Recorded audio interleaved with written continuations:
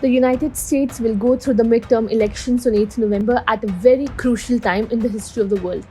With the global economic slowdown, the Russia-Ukraine war, unrest in Iran, etc., the world currently seems to be standing at a critical juncture, and changes in the politics of the USA can give it a different turn. More than 40 million Americans have cast early ballots ahead of Tuesday's midterm elections, surpassing the numbers from 2 years ago, the US Elections Project said on Monday.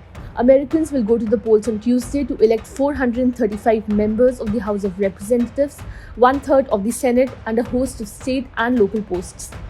In a stark closing argument ahead of the US midterm elections, President Joe Biden on Monday had warned that a Republican victory could weaken the country's democratic institutions and undo much of the accomplishments of his presidency.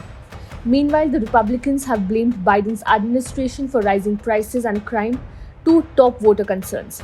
But dozens of candidates also have echoed former President Donald Trump's baseless claims of fraud in his 2020 election defeat. If Republicans win the House or the Senate, that would spell the end of Biden's efforts to get abortion protections, family leave benefits, and other democratic priorities through the Congress.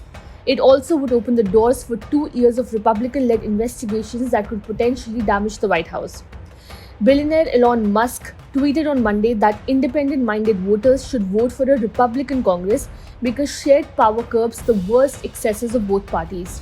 The US midterm elections are for the Congress, which is made up of two parts, the House of Representatives and the Senate. These votes are held every 2 years, and when they fall in the middle of the president's 4-year term of office, they are called the midterms. The Democratic Party has held the majority in both the House and the Senate for the past 2 years. That has been helpful for President Joe Biden to pass the laws he wanted. But the Democrats hold that power over the Republicans by a very narrow margin, which makes for a tight contest. Polling suggests that the Republicans might take the House, but the Democrats could hold on to the Senate.